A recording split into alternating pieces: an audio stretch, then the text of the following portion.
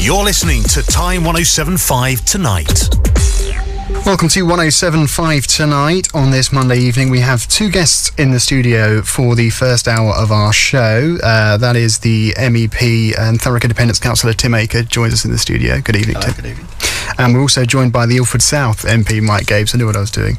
We're talking about Brexit on the show this evening. Obviously, this is something that I guess both of you are very passionate about. How do you think it's all going so far, would be the first question. Well, it's a shambles. It's an absolute dog's breakfast. Here we are with the Prime Minister who, when she became Prime Minister, was sounding like Nigel Farage. I mean, if she had a pint and a cigarette, you wouldn't be able to tell them apart.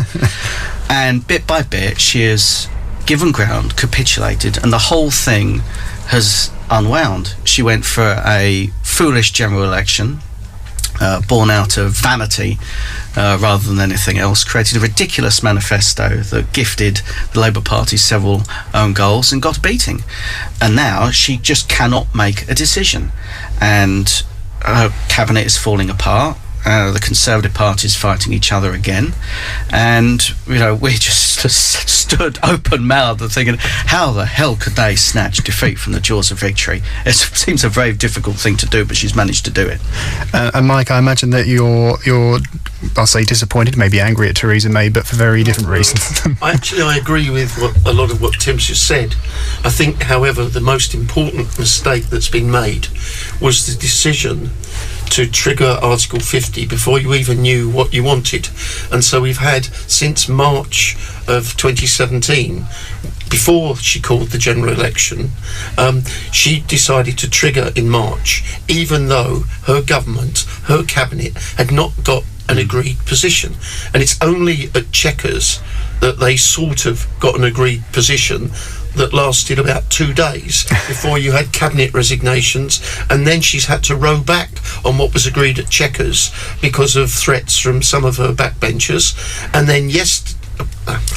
then in Parliament, we've seen that in the last few days an attempt to go round the back of what was agreed in Parliament the week before. This is a mess, and the clock is ticking because of the decision to trigger Article 50.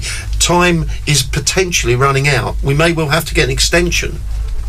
Tim, how would you feel about an extension? Do you think that would be necessary, or would you prefer a no-deal option? Oh, no, we're going towards no deal. I mean, they're talking it up now as a backstop. So when no deal does happen, Theresa May can use it as some sort of moral victory to stop the daggers being sharpened, because when we're out of this, whatever deal we get, she's gone. I mean, the patience will run out and she will be thrown on the political scrap heap with Edward Heath and the other foul prime ministers of the Conservative lineage.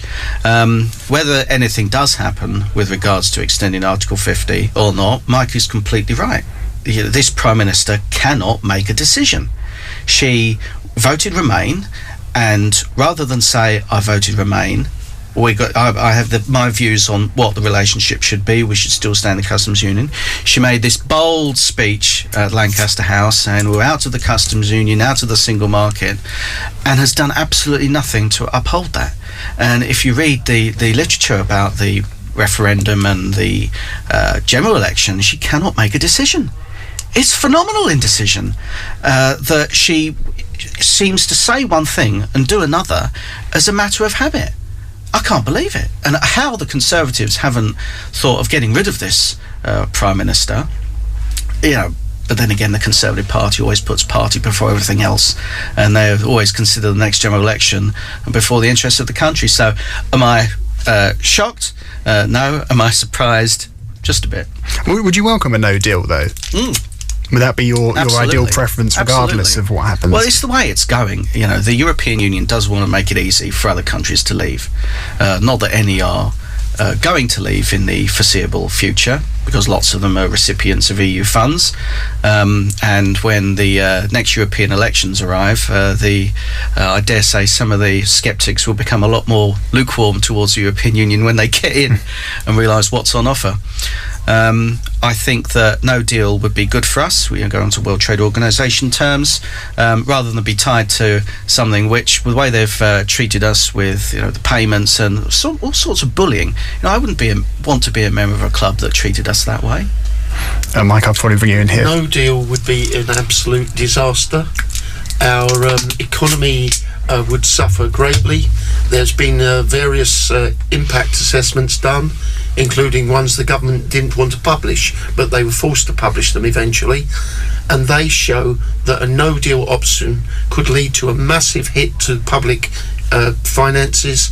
It would damage the trade, particularly large numbers of companies in this country are operating with supply chains that include various different components from different countries, and they have a just-in-time manufacturing model.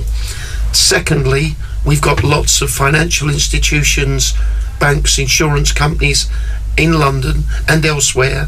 People in this area work there, and they certainly don't want a no-deal arrangement, because there wouldn't be then an agreement about passporting or mutual recognition of standards.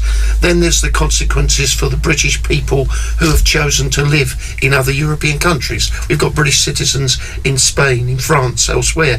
They would all be badly hit if there's no deal. And then there's the issue of what would happen to many of the issues to do with Northern Ireland. We have got major complications here. The best option is that there is a deal, but the Chequers plan that Theresa May has put forward is not going to last. There will be detailed negotiations, but I would argue very strongly that we need to, if we are leaving the European Union, we need to maintain a close economic relationship in the interests of our prosperity and our business. That requires staying in the customs union, and it also requires us having as close a relationship as we can with the EU single market. And that potentially is not going to be acceptable to people who want to crash out with no deal. But the WTO model, the World Trade Organization terms, is not a model that is followed by any real serious country in the world. They are all in regional trading blocks of some kind of relationship, and many countries have got trade deals with the EU. For example, South Korea, Japan, Mexico, Colombia. We've just signed one with Canada. There are a whole range of trade relationships, and the EU's relationships with 60 odd countries around the world, we've got to try and start from scratch if we crash out without a deal. And none of them have freedom of movement, none of them pay into it, none of them have the political four freedoms applied to it. So why can't we have our own trade agreement? And the anger is that Theresa May squandered 2 years, or, as Mike alluded to at the start, could have made preparations before triggering Article 50 to get a trade deal underway, because we're in an incredibly strong position to negotiate our own free trade deal. And the fact is, if countries like South Korea and Japan can negotiate a free trade deal with the European Union, so can we. We don't need to be in the political union to trade with it. Well, that's true. We would be able to negotiate deals if we were outside completely, but I would argue that the deals we get, because of the strength of the 500 million in the European Union single market, are much stronger. And if you think we're going to get a nice friendly deal with Donald Trump, then I think you really going to be very seriously disappointed. And that the European Union gives us strength in negotiating for European countries in the global bodies that exist, and the big economies in the world are the US and China and the European Union collectively. Well, we're not going to get a worse deal than Obama's transatlantic trade and investment partnership that we certainly opposed, and I'm glad that it went too far for the European Parliament. It was rejected there, and they wouldn't even go near it.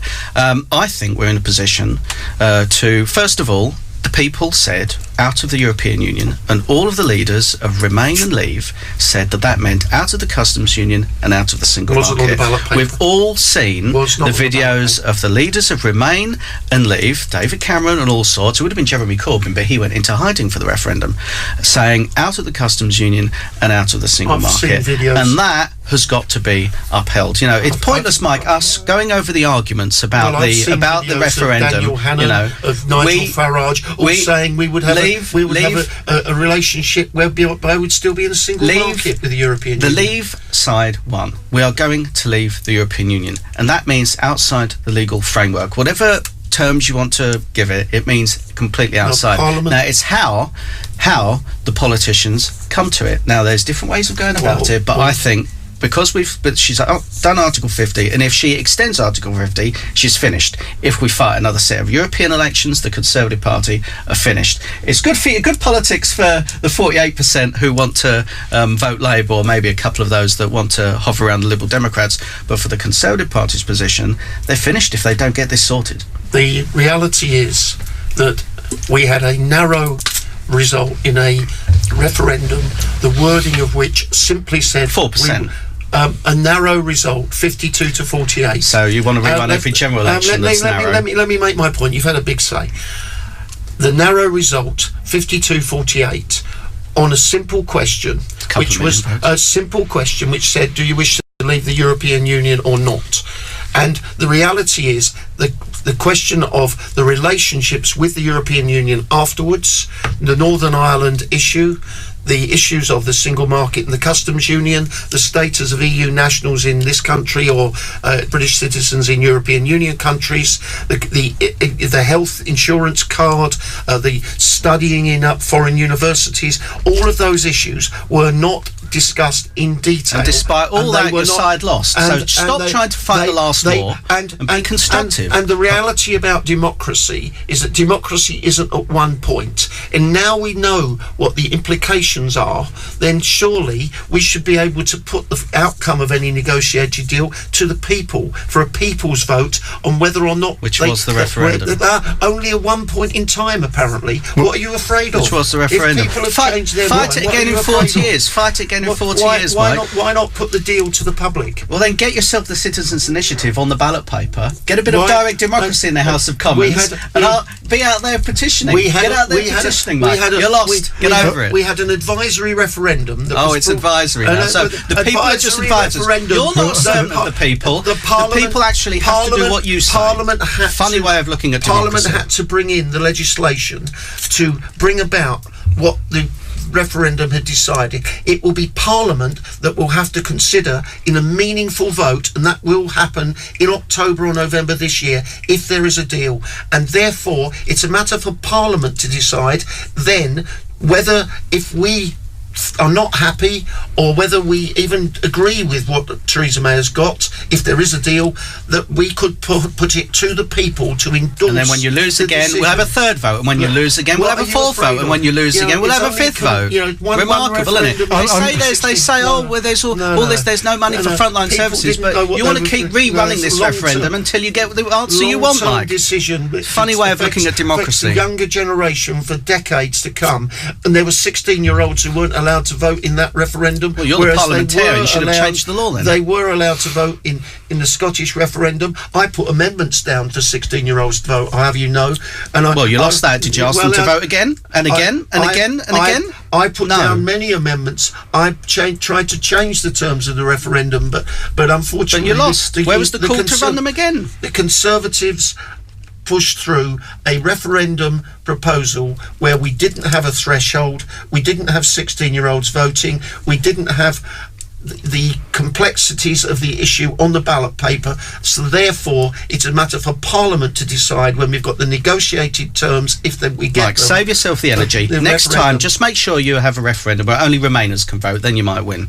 I'm going to have to interrupt you there because we need to go to the adverts. We'll be back on the other side of this.